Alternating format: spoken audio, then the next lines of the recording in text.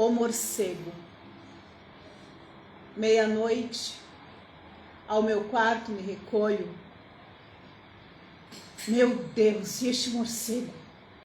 E agora? Vede, na bruta ardência orgânica da sede, morde-me, aguela, ígneo e escaldante molho. Vou mandar levantar outra parede, penso, digo. Ergo-me a tremer, fecho o ferrolho e olho o teto, e vejo ainda igual a um olho circularmente sobre a minha rede. Pego de um pau, esforços faço, chego a tocá-lo, minha alma se concentra. Que ventre produziu tão feio parto? A consciência humana é este morcego. Por mais que a gente faça à noite, ele entra imperceptivelmente em nosso quarto. Reverenciando aqui Augusto dos Anjos, que para mim um dos poetas que trouxe um desses lados da sombra de uma maneira espiritual, trazendo profundíssimas reflexões.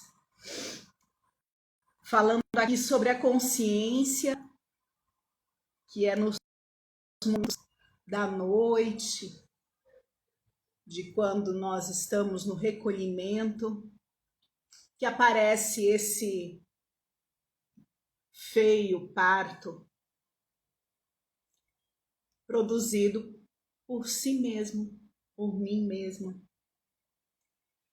E então, para a gente conversar um pouco sobre isso, é que eu convido hoje Geilson Caio, psicoterapeuta. A poesia também é um pouquinho da lembrança do que uniu o meu caminho ao caminho de Caio, a arte e a espiritualidade.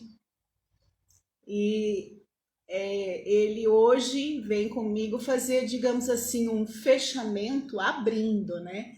Porque a gente hoje é a última terça-feira de 2021, mas os ciclos, eles não têm uma data marcada, são ciclos, acontecem seguindo um ritmo, um fluxo da natureza, né? Nós, seres humanos, estabelecemos agendas e calendários para nos ajudar na contagem, mas isso é mera ilusão. Então, vamos ver se o meu convidado, meu companheiro, Geilson Caio, já chegou por aqui.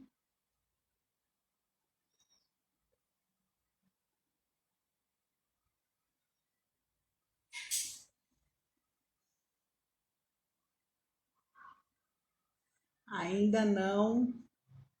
Enquanto a gente aguarda Geilson Caio, a gente vai ver se hoje a gente consegue. Minha proposta é que a gente faça também essa transmissão, coloque no YouTube, né? É um teste que a gente está fazendo, começar aí novas etapas, novos ciclos, para mais e mais pessoas poderem ter acesso, porque nem todo mundo ainda tem Instagram, né? Bom, Geilson Caio chegou aqui, deixa eu chamá-lo.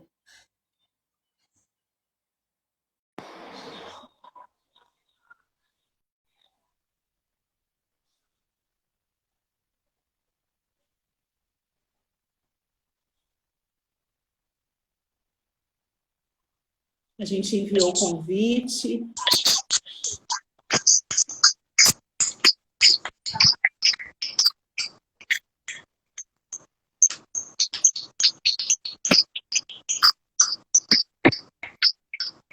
Olá, boa tarde. Vou colocar um fone para melhorar o áudio, viu? Só um minuto. Talvez eu precise sair e volto. tá? A gente vai aguardando. A gente tá aguardando.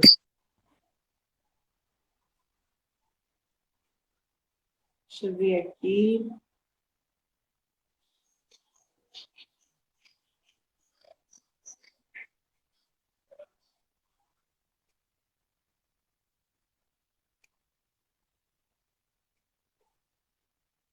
Então, como eu estava falando, né, gente, nem todo mundo ainda tem Instagram. O Instagram é uma ferramenta de agilidade, então o YouTube, ele tem uma abrangência maior.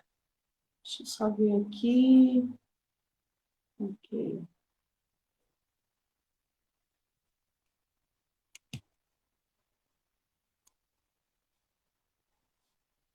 Então, enquanto a gente está aguardando o Caio retornar, enquanto isso a gente vai...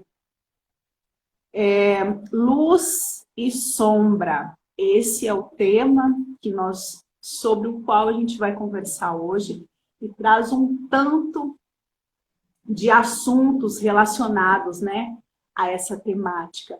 Nós estamos no momento falando, né, a relação com a natureza e os ciclos, que nós, para aqui do hemisfério norte, estamos no verão, quando o Sol está mais próximo do planeta. No dia 21, foi o dia que ele teve no ápice, que é quando o dia ele está maior do que a noite e ele está muito mais próximo do planeta. Então, nós estaríamos vivenciando uma época de luz, quando o brilho do Sol está mais próximo de nós. Enquanto isso, no hemisfério norte, no inverno, os dias, as noites são mais longas, né? Então, o próprio planeta, como uma entidade, tem esse momento de luz e sombra nele, né? São ciclos, momentos de recolhimento, momentos de expansão. E nós vivenciamos isso também, cada um no seu ritmo, no seu fluxo. Deixa eu agora chamar novamente Geilson.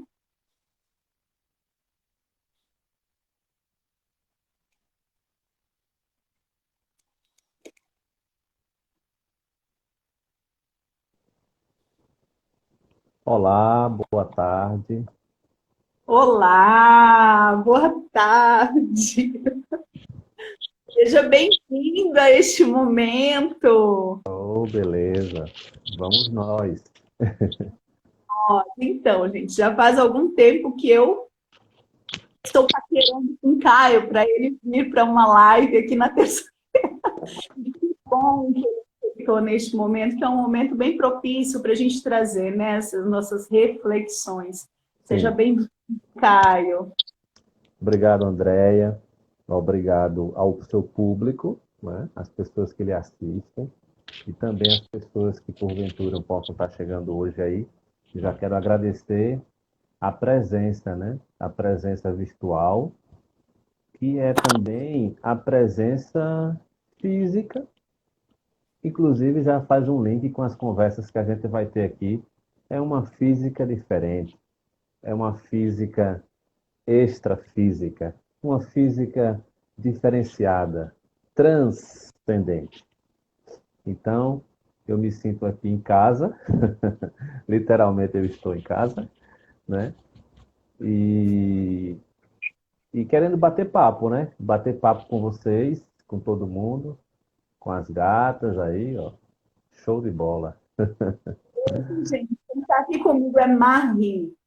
Normalmente, Marie não está aqui. Então, Marie, ela vem em momentos assim, bem Especiais.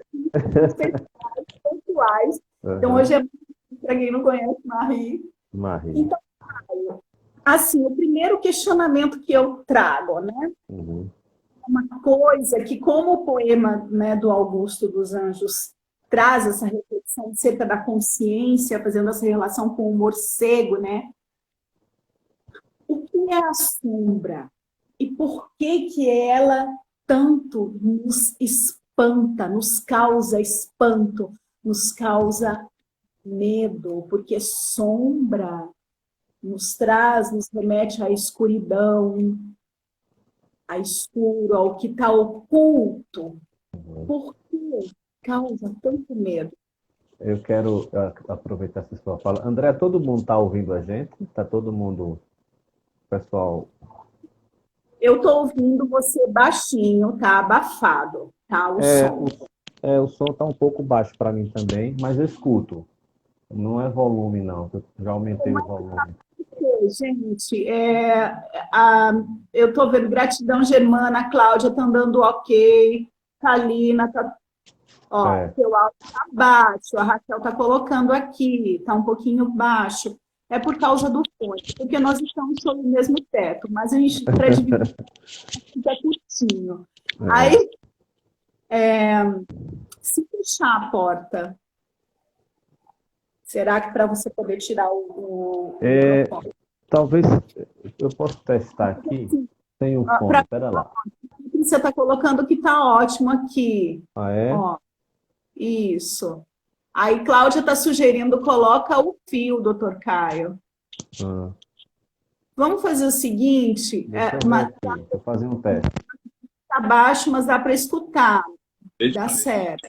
Ver se aumentou o volume. Tá melhor, agora vai dar uma microfoniazinha. E se você colocar o fone, Andréia? Vou testar. Enquanto isso, eu vou deixar você falando. Certo. Pronto, tá bom.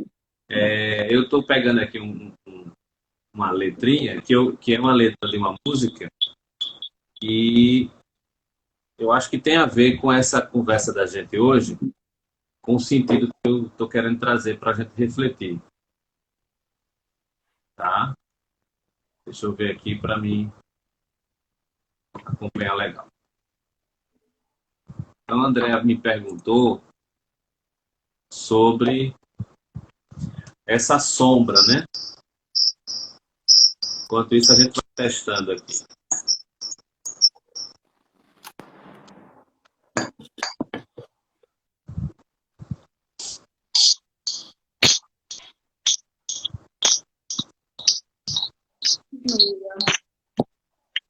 Continua, né? Sim.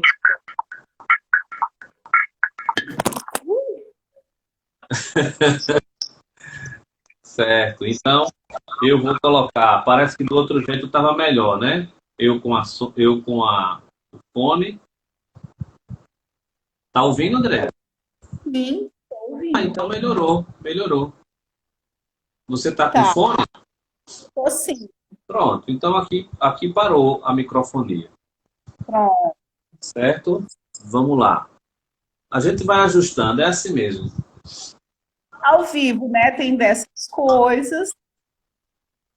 Então, a pergunta que você faz, André, sobre a sombra, eu queria começar também com uma poesia, né? Porque a música, a microfonia, é quando você tira o fone, eu acho. Alguém tem que ficar com o fone. Ou eu ou você. Já vi qual é a situação. Pronto, agora vai ficar bom. Beleza. Então, a música, ela é capaz de alcançar, de acessar níveis que outras linguagens têm muita dificuldade para alcançar, né? A poesia, a poética, a arte, do mesmo jeito, né? Então, eu quero trazer para falar sobre a sombra essa primeira letra aqui, de uma música que muitos vão lembrar. Levava uma vida sossegada, gostava de sombra e água fresca. Meu Deus, quanto tempo eu passei sem saber. Foi quando meu pai me disse, filha, você é a ovelha negra da família. Agora é hora de você assumir e sumir. Baby, Não adianta chamar quando alguém está perdido, procurando se encontrar. Baby, baby, não vale a pena esperar. Perdi aqui o time da música, viu?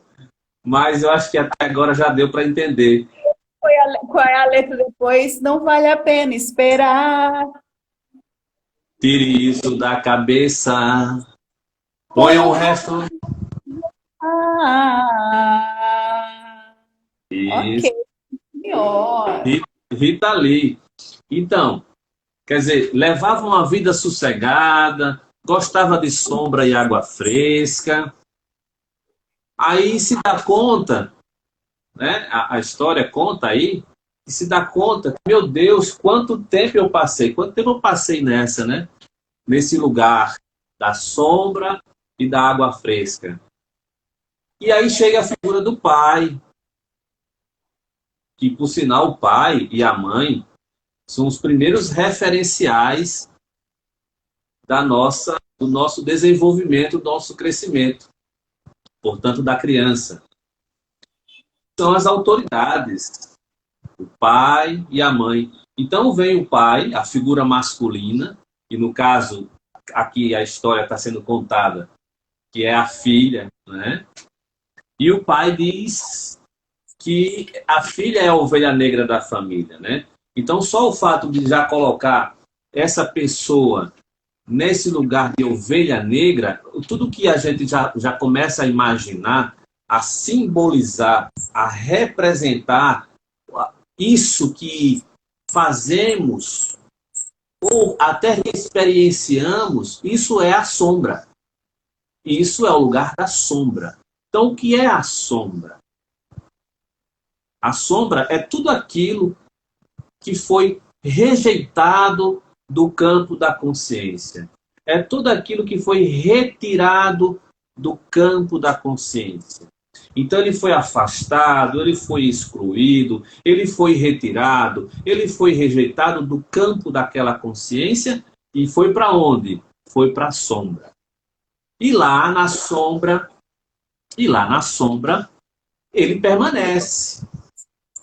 Ele permanece. O que permanece? Permanece tudo aquilo que foi rejeitado, que foi retirado, que foi excluído, que foi ali colocado. Mas também, na sombra, vai ter, vamos chamar de conteúdos que não foram nem retirados da consciência.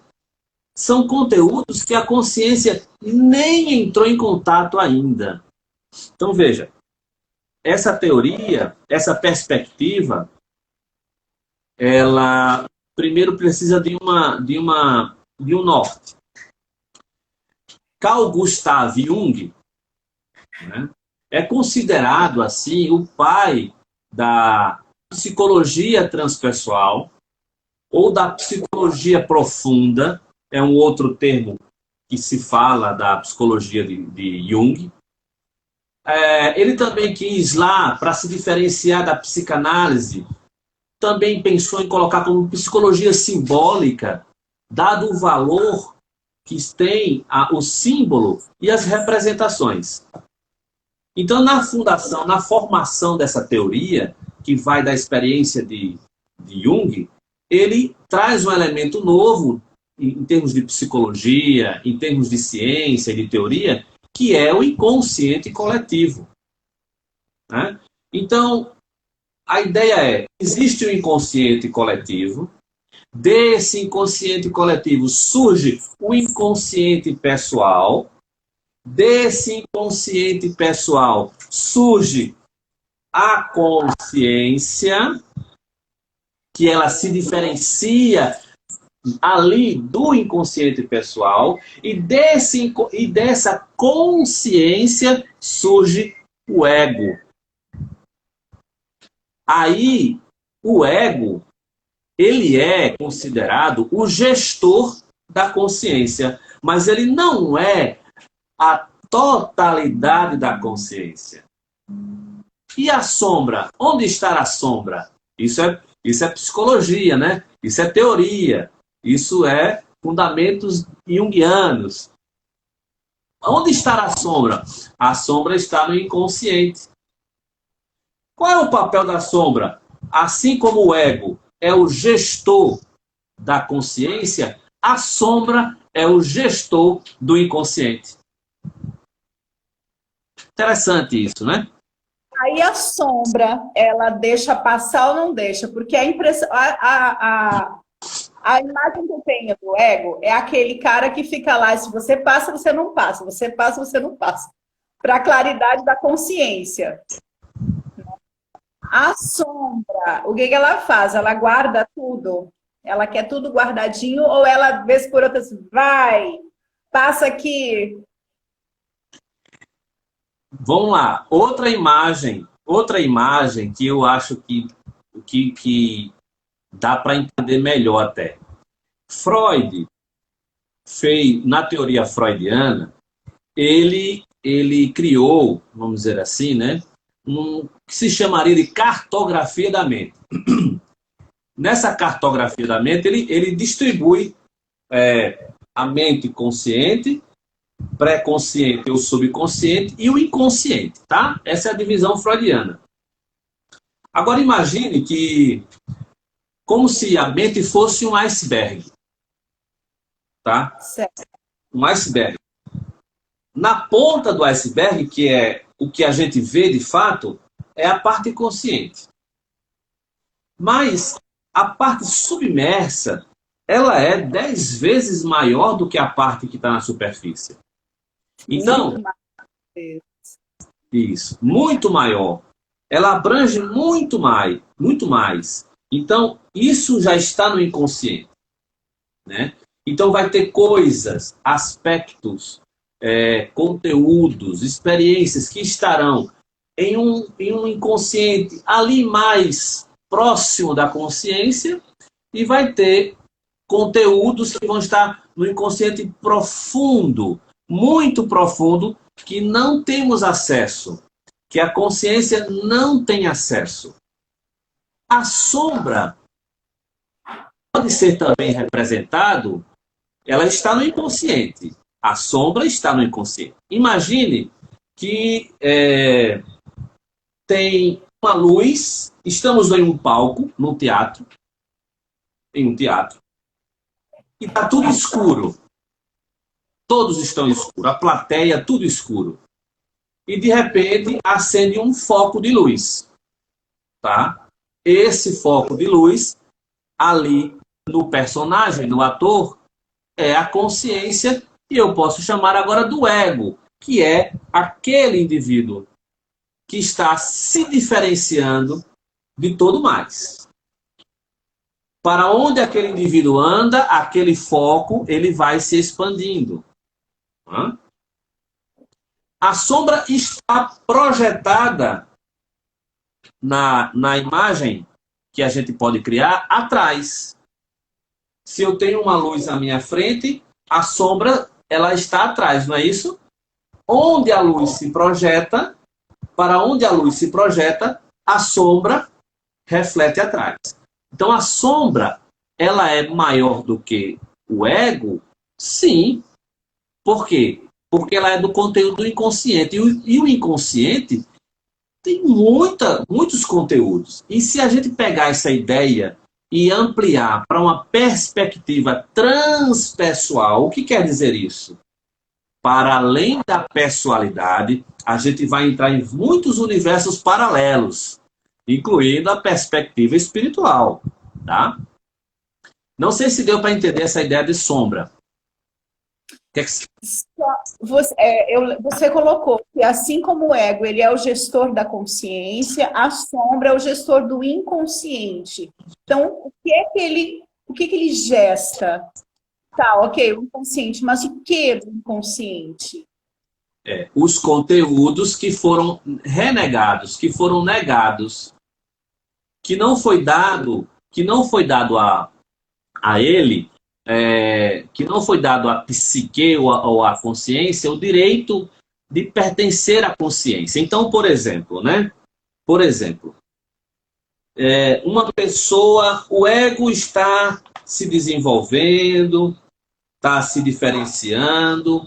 E tem conteúdos que ele diz, não, isso aqui não é meu, isso não me pertence, não, isso aqui eu não quero para mim, não faz parte, não quero entrar em contato. Então, vai criando um espaço onde aqueles conteúdos que emergem do inconsciente, ou que vêm para a nossa experiência, mas o ego, como gestor da consciência, não é a totalidade da consciência, é o gestor da consciência. Ele entende que não é uma experiência para se ter, algo que tenha uma necessidade ou um valor, ele não reconhece o valor daquela experiência, vai lá para a sombra, que vai para o que é o inconsciente.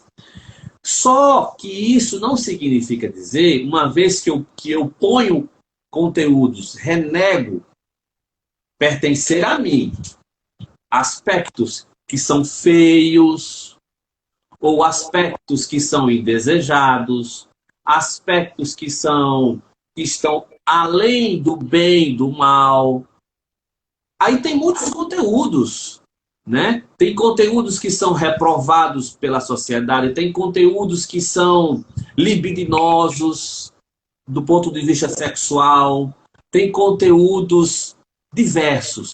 Não só tem conteúdos no sentido negativo ou de uma coisa que às vezes a gente tem muito essa tendência de julgar as coisas por certo e errado, bom, ruim, não é? Verdadeiro e falso. Então, esse julgamento quem faz é o ego mesmo. Então tem um valor em fazer isso, tem um valor. Porém, a gente vai conversando e vai ver que se eu fico negando, retirando do campo da minha consciência algumas experiências que são valorosas, porém, elas são diferenciadas, elas são diferentes. Elas não têm aquela aprovação, inclusive do ponto de vista moral também, não só do ponto de vista moral, mas aceitação de, por exemplo, vamos pegar um exemplo, uma coisa real. A agressividade, não é? A agressividade, geralmente, ela é rejeitada como pertencendo à própria pessoa, porque ela não é bem vista. Uma pessoa agressiva, uma pessoa que explode, né, a imagem que é criada sobre essa pessoa não é uma imagem muito positiva. Então, uma pessoa pode renegar a sua agressividade colocando lá no quarto escuro, lá na sombra, né? Porque ela não permite que se manifeste assim aquele padrão energético. Por quê? Porque a agressividade é uma força e, portanto, é energia. A agressividade, ela não é má. Nem precisa ser má, nem precisa ser boa. Por exemplo, as pessoas que trabalham com o esporte, os esportistas, os mais diversas modalidades, vai precisar da energia agressiva para desenvolver, para trabalhar, para fazer valer. Um jogador de futebol tem muita agressividade ali. Ele precisa de muita força. Agora, quando é que aquela força agressiva ela deixa de ser positiva e passa a ser destrutiva? Quando aquela força agressiva ela se polariza ainda mais e se transforma em violência. Então, a violência é o uso da agressividade no seu aspecto doentio. Outro exemplo. Uma pessoa que apresenta o quadro de depressão. E o quadro de depressão ela tem vários níveis, do mais leve ao mais profundo. As características mais centrais da depressão encontra-se na apatia, né? A perda do desejo pela vida, né? A questão o autocuidado, ele se renega. Então, é como se a pessoa se afastasse da própria vida. Então, a vida deixa de ter sentido. Cada vez mais, cada vez mais. Então, essa pessoa, poderia se dizer, ela está sem energia, ela está sem força. Não, não. A força e a energia dela está retida, represada. Então, está reprimida. E tem muitos conteúdos que saem, ou que querem sair, mas não é permitido. Como? Quer dizer, não é que não é permitido. A pessoa, ela é como se fosse, ela não permite acessar, nem vivenciar, nem simbolizar os conteúdos internos da ordem da sexualidade, da ordem da agressividade, da ordem da autoestima, da velhice e de temas centrais da própria vida. A ideia de vida e morte. Então, um universo de situações pode estar cometendo o sintoma de depressão, porque a pessoa também ela não consegue se permitir o quê? O contato com a sombra. E por que é importante esse contato com a sombra? Teve uma colocação aqui, deixa eu só procurar quem foi que fez. Júlio, irmão, nosso irmão aqui, que tá dando aqui. Entrou, abraços amigos, deixa eu só ver aqui. Grande abraço, Júlio. Cláudia, que te colocou aqui, o meu ego briga o tempo todo com a consciência. Então, olha só. Se o ego, aí é uma pergunta, se o ego é que faz a gestão da consciência, por que é tão importante a gente ampliar, colocar mais luz, porque até usando, né, a relação que você fez com a luz, quanto maior a luz, a sombra ela vai ficando menor, se ela vai ficando, né, quanto maior vai ampliando a luz, a sombra ela vai ficando ou menorzinha, mais baixinha, ou menor. Então, por que é tão importante, né? Quando é importante que se traga para a consciência esses conteúdos, se ilumine esses conteúdos que estão lá? Porque a impressão que eu tenho, às vezes, é que as sombras, elas querem chegar, elas querem vir. Sim, a sombra. Pode continuar, André. Não, e vem momentos que são os momentos que a gente está mais distraído, vamos dizer assim, no mundo, né? Ou seja, a consciência não está muito atenta, né? É quando a gente está, é a história de estar naquele quarto, no escuro, quando a gente olha para aquele morcego e, nossa, o que é isso que vem de um momento que a gente imperceptível, que entra imperceptível, entre aspas, né, no nosso quarto. Porque tem... Bom, deixa eu ver. Não, vamos, continue aí, mas veja bem, a sombra é a parte mais escura e negada da personalidade. Vamos pegar esse trechinho aí, tá? Ela está associada a comportamentos, sentimentos, fantasias proibidas. Ela tem um caráter inferior, indiferenciado da consciência. Então, veja, é o aspecto mais considerado rejeitado, negativo, né? Ou sujo, ou feio. É a parte mais escura da personalidade. O que é que acontece? O ego, a pergunta aí eu não estou lembrando agora exatamente, que você falou que Cláudia disse, o ego, como foi?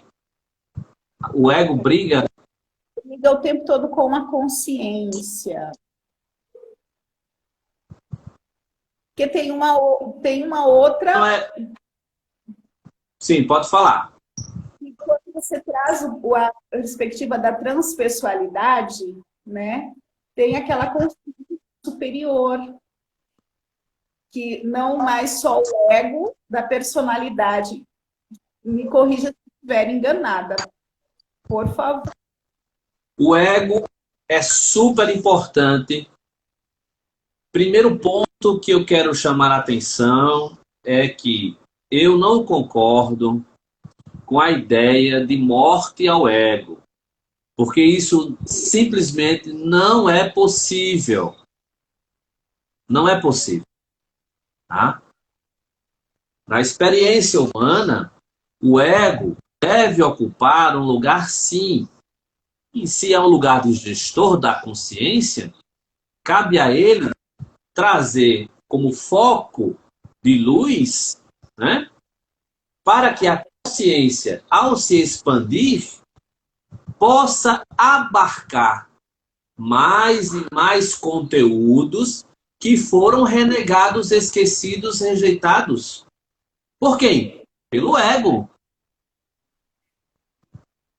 Quando a consciência ela vai expandindo, aquilo que estava escuro torna-se claro. Agora, vamos pegar o processo terapêutico. Eu sempre digo na relação com os meus clientes, a terapia é como se fosse um encontro entre duas pessoas, que a gente vai ter um encontro nessa caverna. E a gente vai entrar numa caverna. Eu e essa pessoa. E eu estou com uma lanterna na mão. Eu agora poderia ser mais ajustado e dizer uma vela.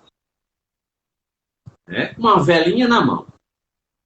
E aí, à medida que a gente vai entrando, aquilo que a vela consegue projetar de luz sobre alguns pontos obscuros, aquilo se torna claro para a pessoa.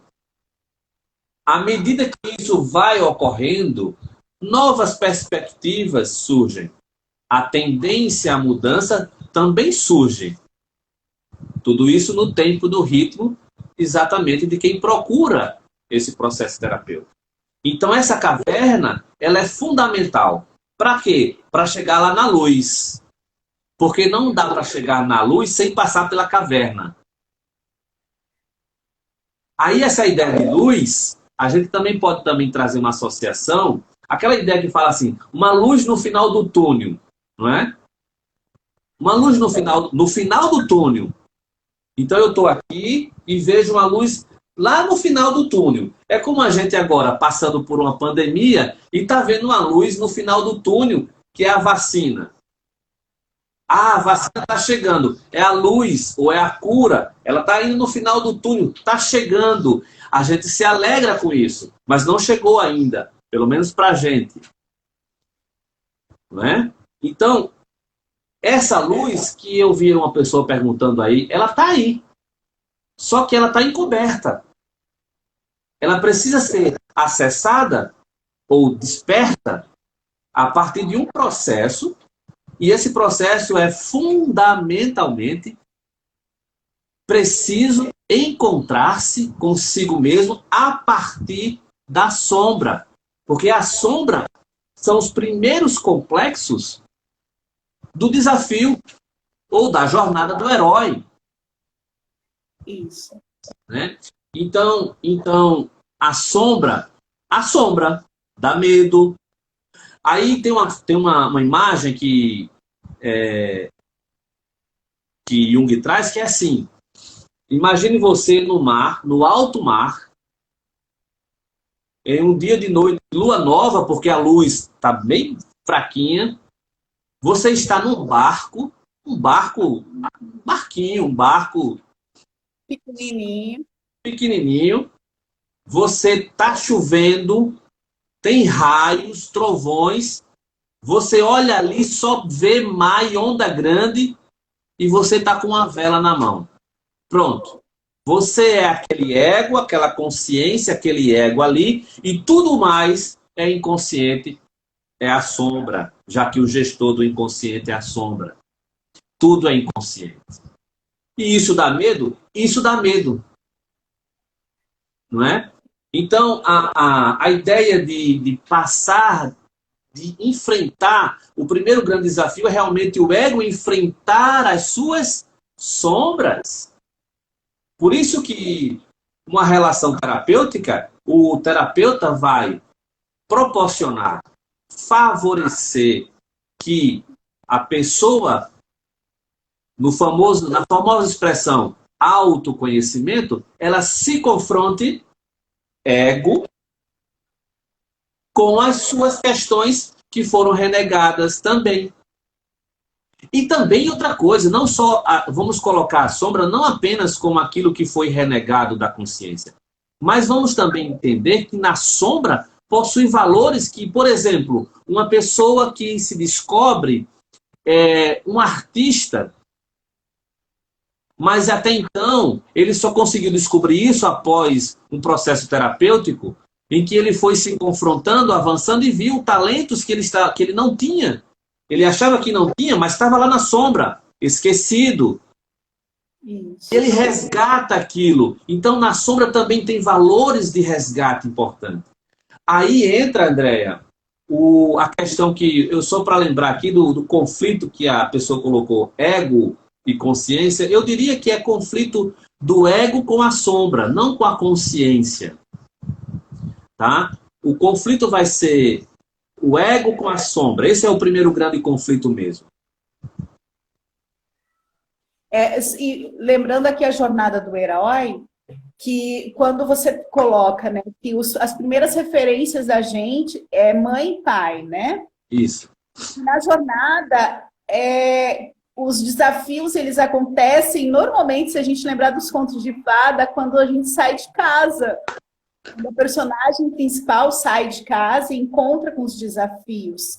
Encontra com a bruxa má. A bruxa má, o poder da bruxa má, ou a madrasta, é a que manda para o meio da floresta. E o meio da floresta, nessa representação simbólica, seria esse lugar da sombra, né? Do encontro com o lugar escuro. Sim. Né? E aí...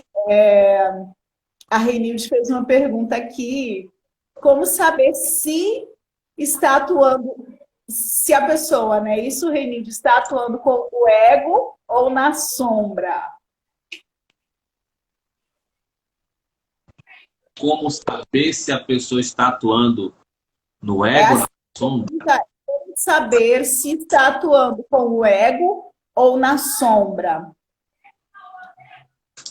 Tá um pouco vago assim para minha compreensão essa questão, mas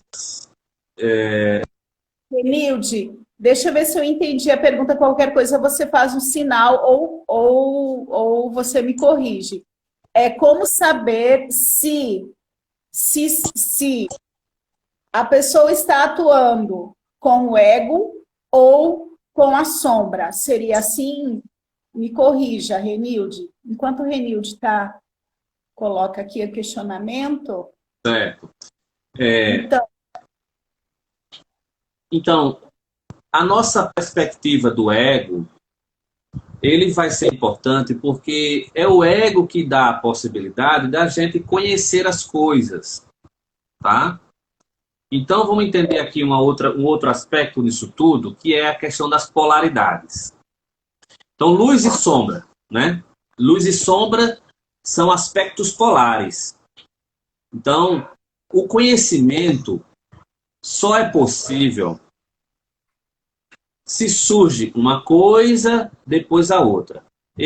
Como exemplo, aquele símbolo do yin e do yang, do taoísmo, né?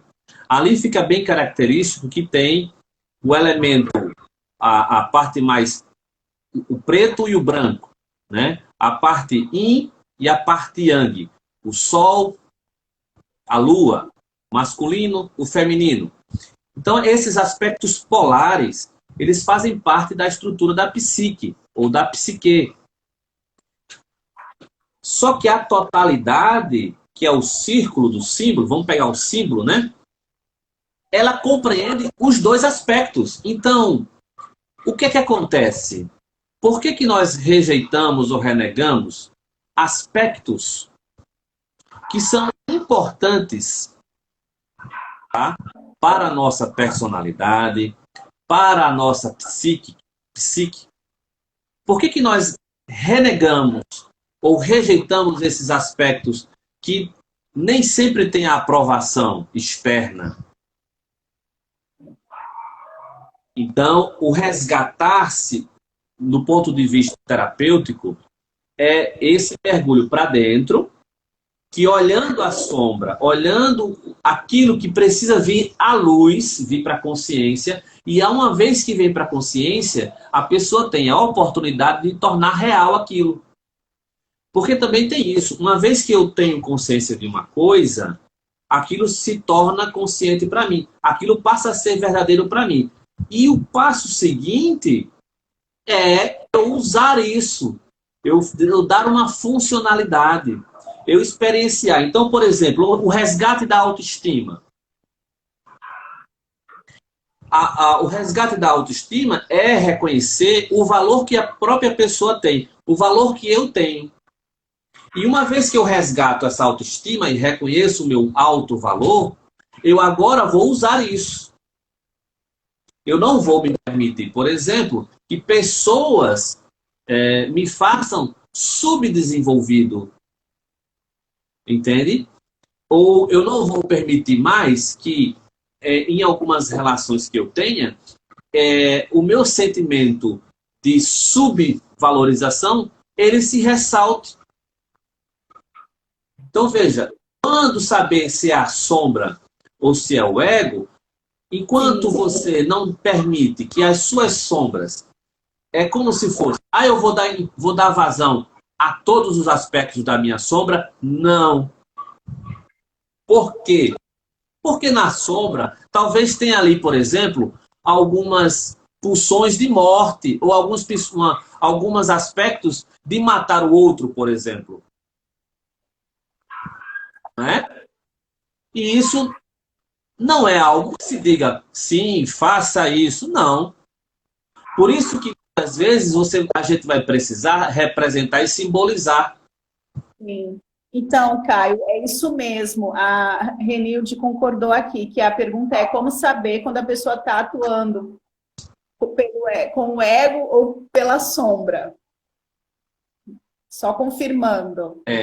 Quando está atuando pelo ego, pela sombra. Aí vai uma autoconsciência.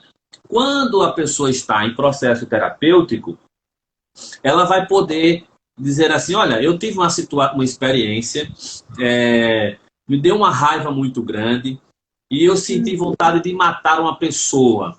E naquela hora aquela vontade subiu, veja, ela se permitiu sentir aquilo, eu fiquei muito possesso, eu fiquei com muita raiva, quebrei tal coisa, mas ela não matou a pessoa, mas ela expressou o sentimento daquela raiva, por exemplo. Né? Aquele movimento que foi desagradável, ele também foi curador, porque ela acessou um conteúdo dentro dela, da pessoa, certo? Então essa sombra, ela quer se manifestar também. Ela quer, no sentido do palco, ela quer ser vista. Só que vai precisar haver uma negociação.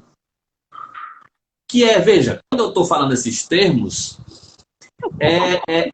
é um trabalho pessoal. Então, se eu não vou reprimir, porque a ideia não é reprimir tudo o que seja negativo, tudo o que seja reprovável para os outros, se não é reprimir, também deixar vir assim tudo, não é? Isso vai causar um transtorno na vida da pessoa também. O que vai precisar haver? Essa negociação. Certamente, quanto mais a pessoa se aproxima, quanto mais ela conhece, quanto mais ela se aprofunda nela, mais a relação se estreita. Então, por exemplo, outro aspecto sobre luz e sombra, sobre isso que nós estamos falando. Uma pessoa que tem uma atitude homofóbica, muito radical, muito forte, ela esconde dentro dela. E aí a sombra, quanto mais ela rejeita e ela faz tudo para evitar a manifestação homoafetiva, e aquela pessoa se transforma em homofóbico e um radical ao ponto de querer matar a pessoa que é homoafetiva, essa força, essa pulsão, essa raiva, essa força que ele faz, que ele emprega, ele projeta. Ele está projetando a sombra dele naqueles homoafetivos. Por quê? Dentro dele tem um desejo homoafetivo, que ele não sabe lidar com aquele desejo homoafetivo. Então ele quer matar fora o que está dentro. Ele não resolve bem a questão dele homoafetiva. É como se ele não soubesse representar aquele desejo. E aí entra a ideia de polaridades, masculino e feminino. Quer dizer, quanto mais você ou a pessoa ela se conhece, mais ela também conhece as suas sombras. Quanto mais ela conhece as suas sombras, mais ela se torna tolerante com o outro. É o outro ganho. A intolerância é reflexo de uma sombra muito grande sendo projetada. Porque a ideia de projetar, eu projeto no outro aquilo que eu não consigo ver em mim. Isso é a sombra. Eu só vejo no outro. O outro é isso, o outro é aquilo, você não presta. Então, ó, eu não vejo em mim, eu tenho isso. Eu vejo no outro. É a relação especular, né? Relação especular. Relação espelho. Perfeito. Exatamente. Então, isso é a sombra se projetando. Né? Agora, como é que eu corrijo isso? Incluindo a sombra. Porque aí entra... Eu estou vendo que tem uma perguntinha aí. Tem mais alguma pergunta, Andréa, para me fazer aqui uma ideia de fechamento? As sombras, ao existe nas situações que tá... Eu acho que é assim. As sombras... Me corrige, Cláudia, por favor. As sombras existe nas situações que está bem embaixo do tapete, ou seja, algo escondido que não vem à tona. A sombra é aquilo que está embaixo do tapete. Aquilo que está embaixo do tapete é uma representação boa da sombra. Certo? Então, uma vez que você levanta o tapete e diz, nossa, quanta sujeira tem aqui. Eita, quanta coisa está escondida. Se você olha e entra em contato com aquilo, e vai limpar, e vai apreciar, e vai saber o que é, você está incluindo na sua personalidade aqueles aspectos que foram negados. Mas se eu levanto a ponta do tapete, isso aqui eu não vou mexer não, e guardo, e deixo lá, então isso vai ficar lá sem resolução, e vai aumentando. Porque quanto mais distante eu estou de mim, dos meus aspectos sombrios, mais a sombra cresce. Quanto mais eu me aproximo da sombra, mais a sombra diminui. Isso. É isso mesmo. Nessa relação mesmo, quanto mais, fazendo essa relação, quanto mais perto do foco de luz, menor vai ficando a sombra. Isso significa dizer... Teste aí, gente. Faz o teste. Brincando de lanterna, né? Acende uma lanterna, coloca de frente, você vai ver sua sombra enorme. Aí desliga a lanterna e acende a luz do lugar que você está. Cadê a sombra? Está menor. Sim. Daniele, aqui preciso trabalhar a aceitação das sombras. Perfeito, Daniele. É isso aí. O grande trabalho, um dos grandes trabalhos nosso, é exatamente compreender que quando a gente aceita, a aceitação é a inclusão. Não é? A aceitação daqueles aspectos que foram renegados, que pertencem a mim, que foram renegados, que eu reneguei por algum motivo, por alguma questão inconsciente, certamente, eles ficaram lá, nesse quarto escuro, debaixo do tapete. Mas quando eu integro e faz parte de mim, e reconheço e aceito, eu integro. E a integração é a realização do ser. Então, não é a gente ficar polarizando às vezes no discurso, que é fácil o discurso da perfeição, né? Você vai ver, às vezes, a pessoa com um discurso muito arrumado, muito, muito, como é que eu digo, uma expressão assim, muito certinha, ela guarda lá dentro dela. Não estou dizendo que todas as pessoas que têm um discurso têm isso. Eu estou trazendo alguns aspectos que se apresentam. Discursos moralistas, né? Recentemente a gente viu aí nos noticiários situações em que uma personalidade de um determinado segmento religioso que tem um discurso e tem um comportamento, uma fala que é muito moralista e que, ao mesmo tempo, reprime muitos aspectos, enfim, né? Foi pego em situação de roubo, de acusação. Quer dizer, isso é a sombra. Isso é a sombra, porque as coisas que são renegadas, elas não são aceitas. Mas as coisas que são aceitas, elas são integradas. E se são integradas, elas não vão trazer mais a perturbação. Elas não vão ocupar um destaque. Elas não vão ser mais. É tudo aquilo que a gente integra na nossa vida. Né? Se nós temos pessoas. Quando a gente está se sentindo mal com a gente e criamos uma relação de autodepreciação, a gente está se aproximando desse lugar de negação. Quanto mais eu vou me amando e vou me reconhecendo, eu vou me aceitando como eu sou, não é?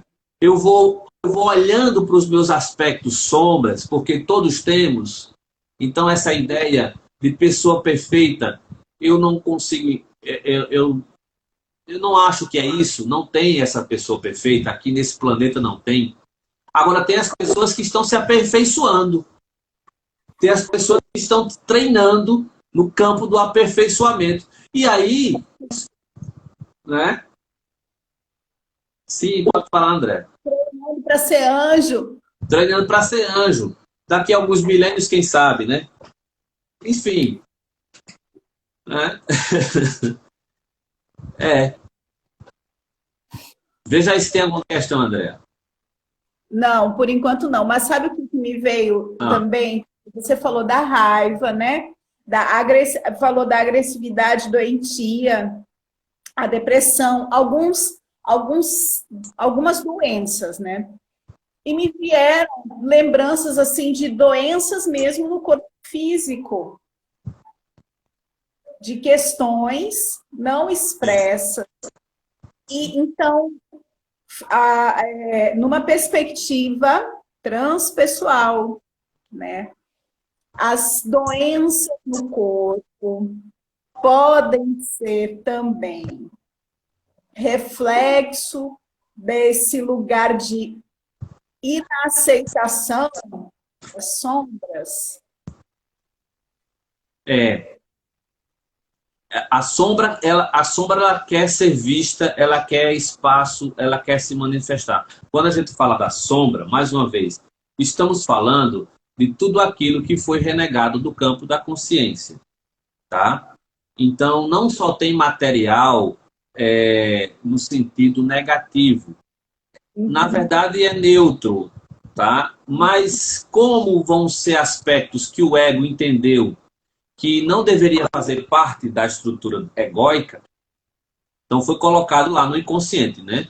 E tem outros aspectos que são aquilo que a gente não acessou e que está lá esquecido, desconhecido. Então tem coisas novas que a gente descobre. Nossa, olha como eu sou capaz de tal coisa, né? Porque eu descobri que eu tenho um talento. Eu não me percebia um artista, mas agora me descobri um poeta, um ator, seja lá o que for.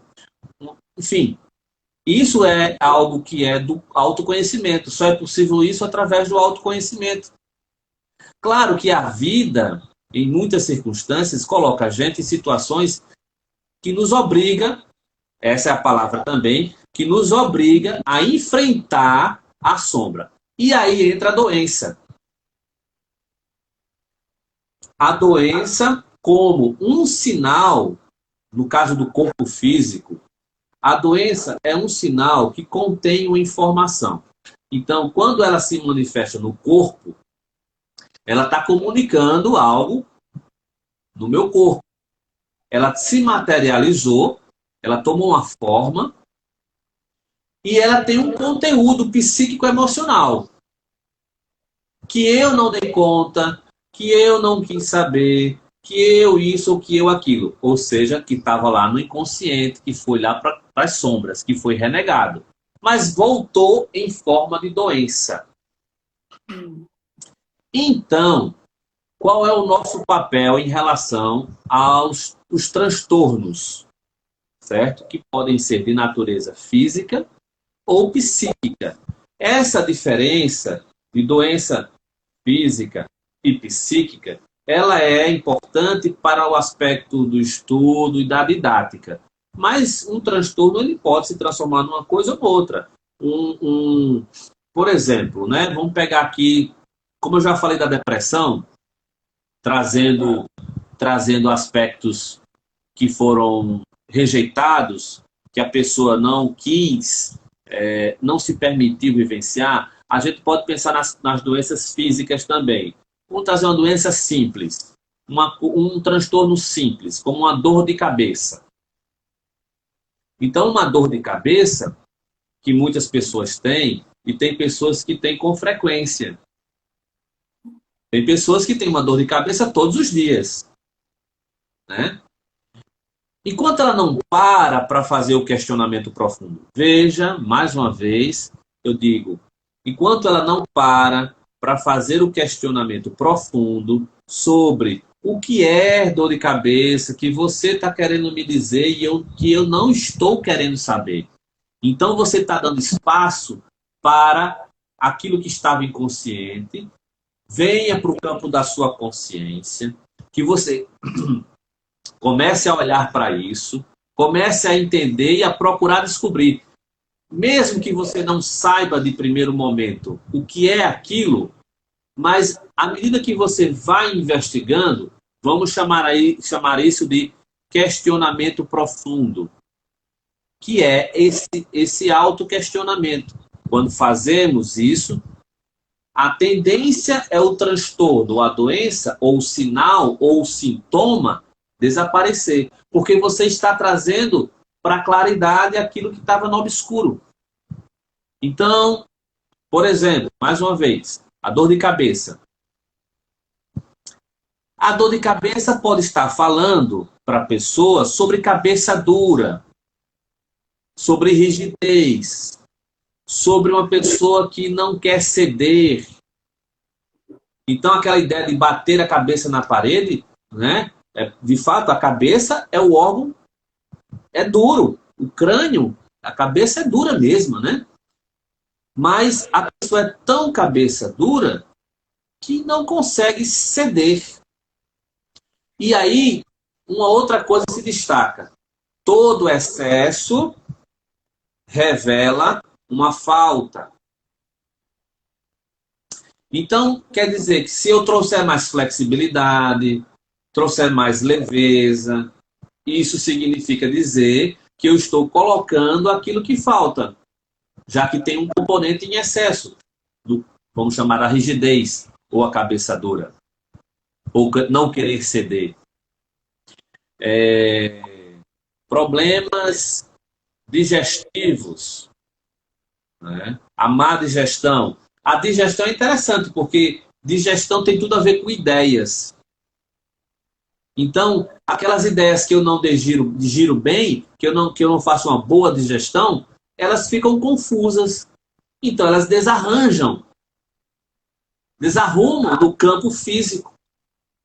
Aí eu tenho que fazer o quê? Por isso que é importante a metafísica da saúde. Por isso que é importante olhar esse aspecto transcendente. Porque é o campo da representação simbólica. Não é aquilo que a gente vai estar fazendo com frequência. Eu estou com dor de cabeça e tomo comprimido, vai passar dor. Sim, vai passar a dor. Certo. Mas, ok, mesmo que você considere tomar o comprimido que vai passar a dor, antes de tomar o comprimido para passar a dor de cabeça, se questione por que essa dor de cabeça chegou. Quando você faz uma investigação que abre ali para aquela semana, aqueles últimos 15 dias, vai acontecer alguma coisa, vai aparecer alguma coisa que entrou na desarmonia, porque a doença é a desarmonia no campo da consciência. A doença é o desequilíbrio.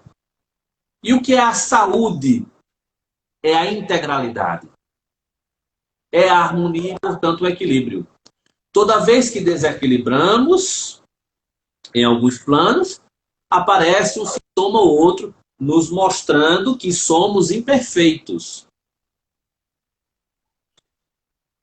Então, a integração, a saúde, o equilíbrio, e todos nós adoecemos, é importante dizer isso, todos nós adoecemos. A doença, ela não é um inimigo. Ela pode ser um mestre duro, um mestre que exige bastante da gente, porque nos obriga a alguma coisa e nos tira outra. E o que nos obriga? Fresca, né, Caio? Oi? Nos obriga a sair da sombra e água fresca, né? Isso. Perfeito.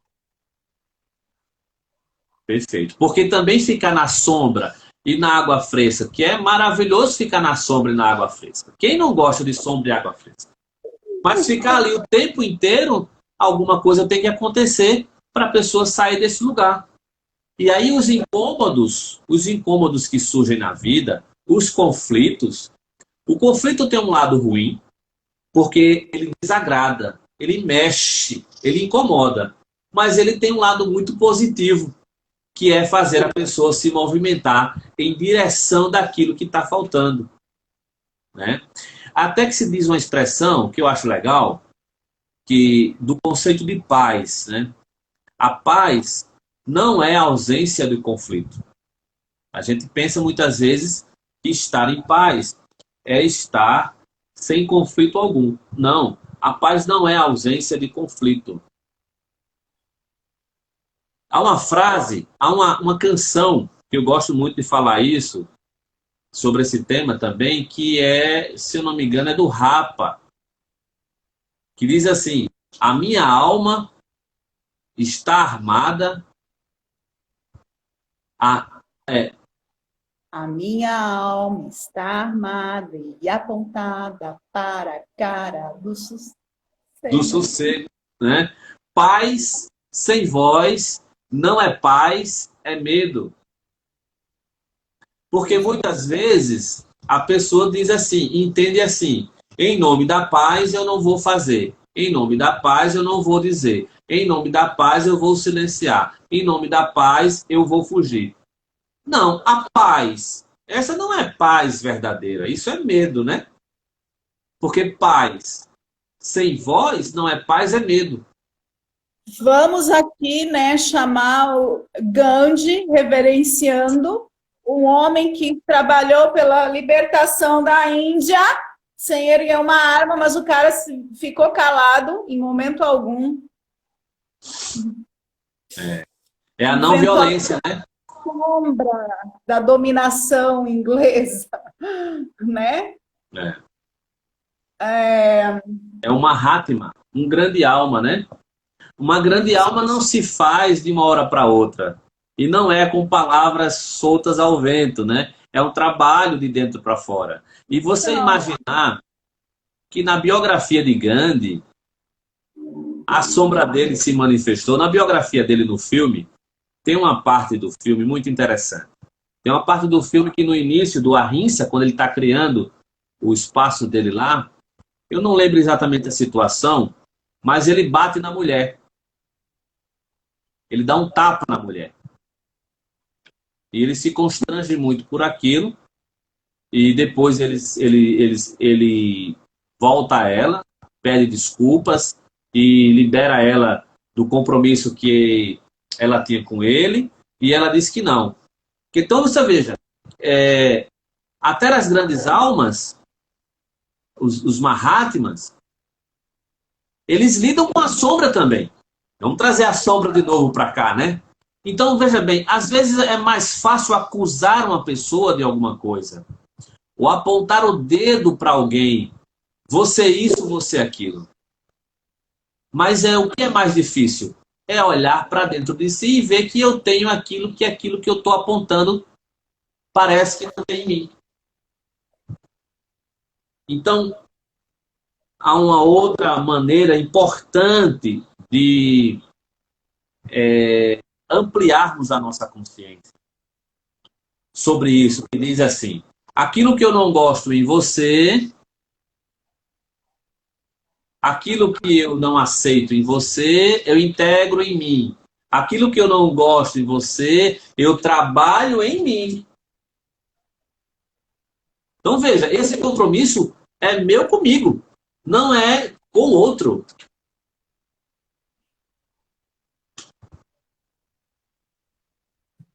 A relação espelho. Relação... Então assim, o outro é o melhor, é o meu melhor, minha melhor bússola para me mostrar o que eu preciso integrar, preciso ver em mim, né? Eu diria até assim, André, a gente só consegue mudar na gente porque tem o outro. O um precisa do dois para se manifestar. Criou relação espelhar. Síntese, como é aquela tríade? A síntese, A tese e a antítese. A tese, a antítese e a síntese. É o ternário, né? Então você veja, o outro é tão importante para o processo da minha jornada que os relacionamentos que nós temos com as pessoas, dos mais diversos tipos de relacionamento, são oportunidades de crescimento interior. Porque são pessoas que irão nos mostrar, ou situações que irão se apresentar, para que eu olhe, para que eu veja, para que eu expanda a minha percepção. Porque a mudança, ela só pode ocorrer de dentro para fora. Então lá, o mundo é mundo já faz séculos e séculos. Ah, eu quero mudar o mundo. Mude a si. Mude a si mesmo. E mudar a si mesmo vai ser todo esse desenho que é a expansão, que é autocompreensão, autoaceitação, autoamor, que vai se dar pelo autoconhecimento. E que vamos precisar do outro para isso. Porque a gente só muda aquilo que a gente reconhece que precisa mudar. Enquanto está no inconsciente e que eu não acesso, que não tenho consciência alguma sobre aquilo, ele fica lá, agindo e atuando. É como Jung falou. Enquanto a gente não torna consciente, o nosso inconsciente, ele vai dirigir a nossa vida e vai chamar aquilo de destino. O destino, né? É o sentino. A tragédia, o sem rumo. Muitas vezes, eu sei, quer dizer, eu estou sem rumo, eu estou perdida, como a música falou. A tragédia é também uma representação. Aí a gente já vai entrar no outro aspecto, que eu não sei nem como é que está aqui a nossa hora. Não, a gente já fez mais de 1 hora. Eu acho que já deu por hoje, né? Calma, assim, então, a gente pode ir até 6h30. Lembrando que este é nosso primeiro encontro. Né? Sim. E aí, olha só, tem uma coisa que eu me lembrei aqui, Caio, mas para você dar continuidade nas suas palavras, né? Que foi um perfil Xamanismo Quântico, um texto muito lindo que eu vi, falando, quando você não souber qual é a sua missão aqui na Terra, seu propósito, todos nós viemos com o propósito de nos curarmos. As situações que aparecerem para nós serão para nos curar, seja para trabalhar nossas questões ou para nos revelar. E lembrando da questão da relação espelho, né, que você traz, das situações. E aí eu me lembrei, como a gente tem um trabalho com mulheres, eu lembrei de uma questão, uma das coisas que a gente, algumas mulheres colocam na sombra, falando que nem tudo que é ruim está na sombra, como a sensualidade.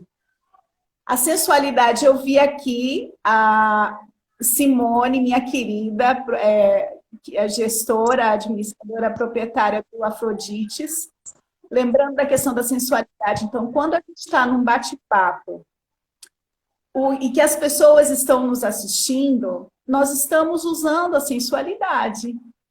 Quando a mulher, porque isso, pelo patriarcado, fica muito opressor, porque a mulher não pode usar da sensualidade, porque a sensualidade é sempre vista daquela maneira doentia, mas a sensualidade é aquilo que atrai o visual, o sensório.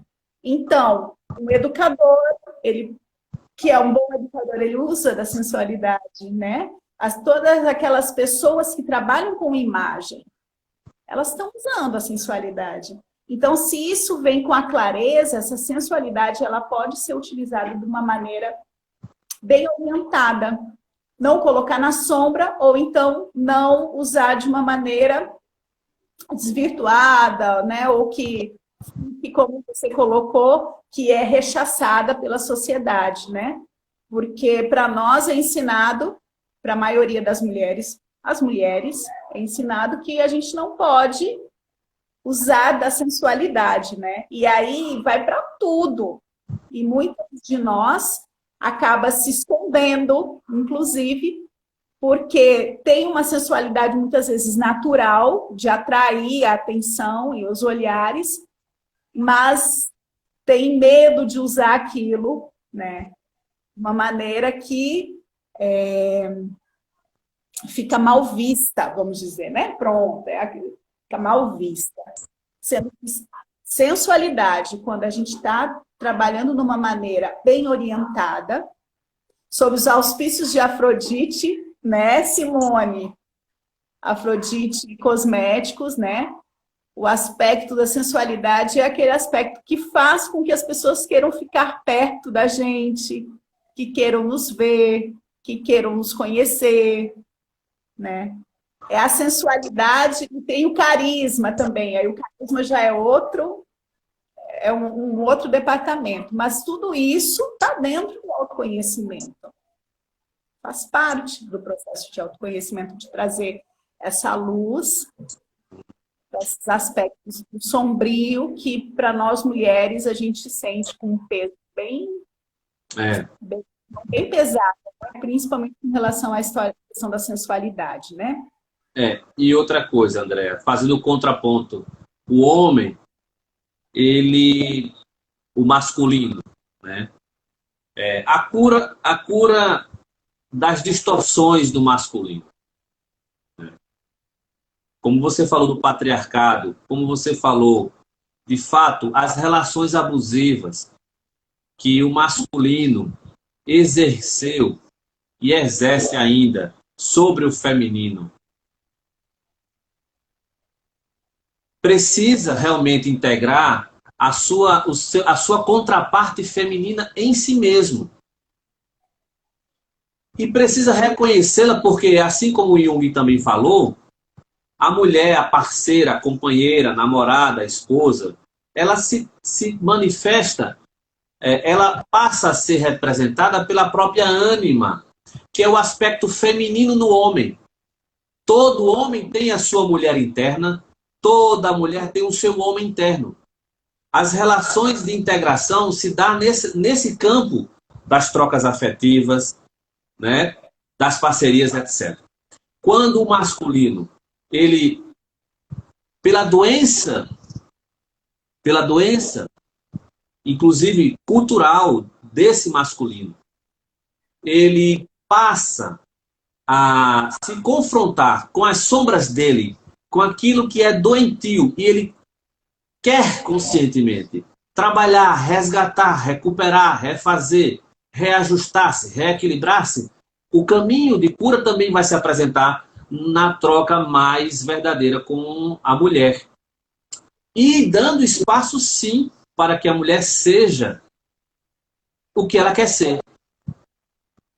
E aí entra uma coisa que às vezes o homem, o masculino, ele não sabe lidar, é com essa magia e com esse poder sensual que a mulher tem, principalmente quando é a mulher dele, entre aspas, a expressão apenas, que é a pessoa com quem está com ele. Mas que aí entra, é a minha mulher, né? Que não é dele, mas também tem o meu marido, né? Que também não é de ninguém, mas tem a parceria, e etc e tal. Mas o que acontece? Quando esse homem ele passa a enxergar o valor que tem a mulher ser ela mesma, expressar-se livre e espontaneamente, inclusive com a sua própria natureza, quando você está destacando, a natureza do sensual. Porque a natureza do sensual é realmente um aspecto muito do feminino. É tanto que se olhar, claro que tem o masculino que tem a sua sensualidade, mas aí se conecta com aquilo que eu estou falando da contraparte, né? Quando a gente olha na história, veja que a dança, né? Algumas tradições vai representar muito bem isso. A mulher vai dançar para os homens, que a dança é super sensual. E até o aspecto erótico também. Porque o erótico não é necessariamente o pornográfico. Então, a sensualidade, o erotismo, como um resgate dessa pulsão sexual feminina, e tendo espaço e vez para se manifestar. E aí, óbvio, que vai ter alguns momentos que poderá haver alguma distorção, mas no caminho da equilibração, o que deve contar é o desejo de tornar aquilo integrado como algo natural. E aí vem o caminhar natural com a sensualidade, a fala natural com a sensualidade. E vem as expressões do feminino com essa sensualidade, que o mundo fica mais bonito com a sensualidade da mulher, por exemplo. Seria muito chato se não tivesse a sensualidade desse feminino expresso no mundo. Né?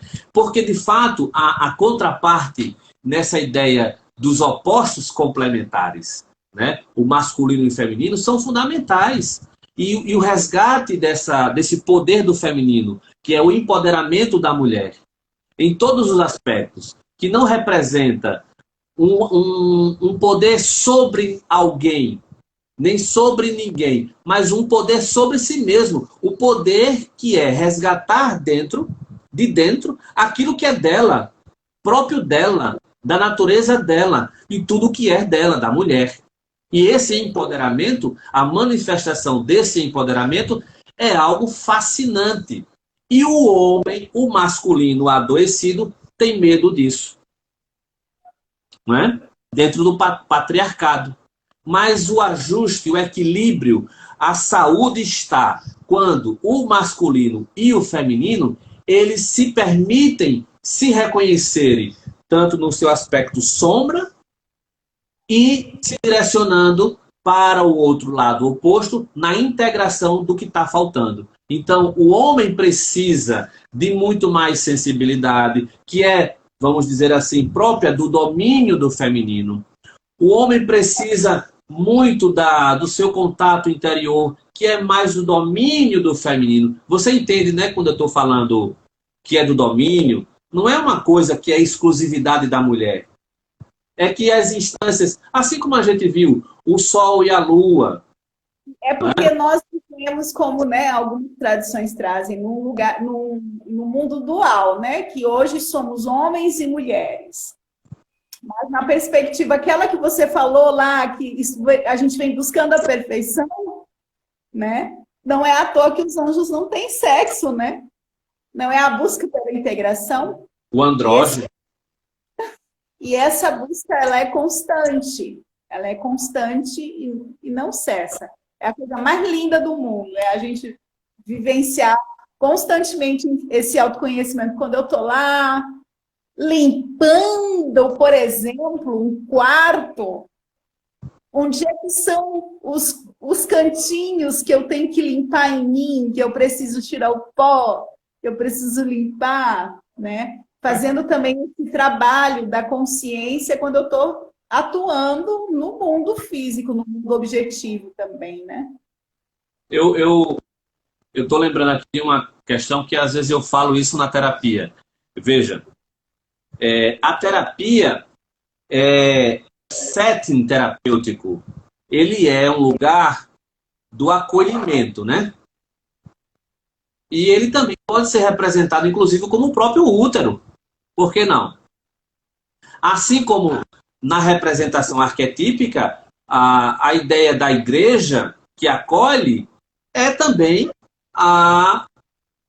aquela entrada que a gente precisa resgatar com o nosso divino, que é a relação também com a mãe. Portanto, com o útero. Né?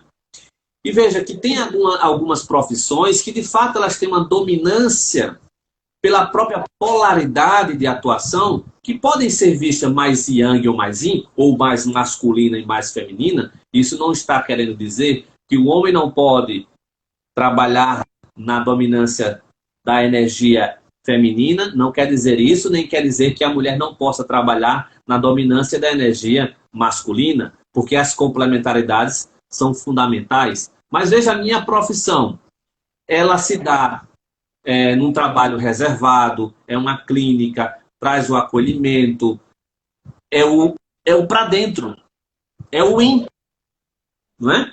Assim como o yang é o para fora, mas o dentro e o fora, não tem o dentro sem o fora, não tem o fora sem o dentro. Assim como não tem na respiração, não pode existir respiração se não houver inspiração e expiração. Não tem respiração se não tiver os dois movimentos. Então, eu tenho amigos, homens, de vários padrões. São amigos. Desde a infância, etc. Mas é óbvio que tem muito desequilíbrio do ponto de vista da maneira como tratar o feminino, e etc. e tal. Existe uma jornada longa de reequilibração. Existe. Agora, cada pessoa, cada homem, ele vai precisar corrigir em si mesmo. Ele vai precisar corrigir em si mesmo. E as mulheres, elas têm uma contribuição fantástica. E até porque, primeiro, que a maior população do mundo é feminina. Segundo, que, de fato, eu acho que quando as mulheres assumirem o comando do mundo, do planeta, eu acho que vamos ter uma outra forma de funcionamento. Porque a gente precisa da força desse feminino mais atuante. Não é? Então o homem, ele não precisa se sentir menor, inferior. Não é? Porque a mulher, ela é possuidora de qualidades que o homem precisa ver, enxergar, trabalhar, conviver e desenvolver. E a mulher também precisa daquilo que o homem tem nos seus valores. Né? E o que se torna abusivo é exatamente quando a gente parte para uma relação de competição. Quem é mais e quem é menos. Aí se torna algo que pode ser realmente abusivo, do ponto de vista do masculino ou do feminino. Caio, é muito pano para manga. É conversa boa. E olha só, a gente vai ter que fazer outra dessas. Vamos lá. Vamos, e aí a gente traz, porque aí a gente já trouxe a questão da sombra. Essa é uma sombra que a gente está, a questão Machismo. Machismo. O machismo é uma sombra que está assim, vindo à tona. A gente está tendo a possibilidade de ver, né? Isso Isso. agora. Mas já são... Andréa, em nome de todos os homens, da qual eu represento nesse instante aqui agora no seu canal, no seu Instagram, diante de todas as mulheres que estão me ouvindo, de todos os homens que estão me ouvindo, eu peço... A maioria está aqui é mulher, tá? Então, em nome desse masculino, a qual eu sou um representante, eu sou o homem aqui nessa conversa com você, eu quero pedir perdão a você enquanto mulher e diante de todas as mulheres que você representa, pela relação abusiva que nós, homens, dentro da história, dentro dos processos de erros e acertos, nós tivemos ou temos com o feminino. Então eu quero pedir perdão nesse instante a todos os femininos, a todas as mulheres, pelos desatinos, pelos desvios, pelos abusos, por tudo isso que é fruto da nossa ignorância e que precisamos corrigir e ajustar a partir da relação com vocês, mulheres e o feminino. Meu perdão. Me perdoe. Nos perdoe. Vamos aprendendo. Gente, gratidão imensa, Caio. Por hoje, tem alguma coisa que você gostaria de colocar? Essa sua fala, ela é muito gratificante. Eu falando agora, né, por mim, né, gratificante, mas a gente sabe que o trabalho ele é constante. Nós precisamos, mulheres e homens que estão com nós nesse trabalho, estarmos alertas e sempre acordados com relação ao combate, ao bom combate, ao que é opressor, ao que oprime, né? Trazendo aqui com relação ao machismo. Mas a gente vai conversar mais sobre isso. Luz e sombra, o encontro de si. O que você poderia nos trazer para fazer o nosso fechamento por hoje? A luz e a sombra são dois polos do todo, portanto, do self, que é a completude da psique. Luz e sombra precisam ser integradas para que haja essa cura, para que haja essa integração e que possamos dizer, de fato, o encontro com o si mesmo, que é um encontro nessa paz eterna. Essa jornada, no meu entendimento, ela vai precisar de várias e várias existências encarnatórias. Porque aí, na minha perspectiva, no meu entendimento, nós somos almas que estamos em um corpo, que é o veículo das nossas manifestações.